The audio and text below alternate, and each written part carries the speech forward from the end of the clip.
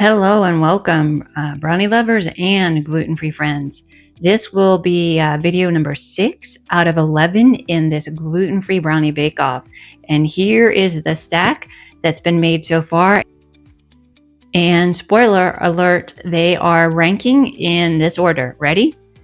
Aldi grocery store, live G-free. Yes, I shared these with friends and neighbors, and they said they didn't even know it was gluten-free. This is really scrumptious. Honestly, so far out of 5, it is number 1. Next would be Namaste, and he was so forgiving. I'm going to have to do a redo because I screwed up and doubled the water, and these still came out. So they're number 2, and they were really fudgy. Next, number 3 position is the 365 by Whole Foods. Again, a really solid choice. That was a good brownie.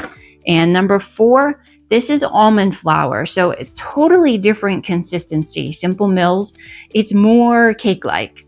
And number 5 out of 5 so far is, Duncan Hines.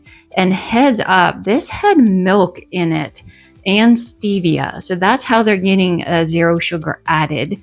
So for those of us who are gluten intolerant, I can't do the milk either.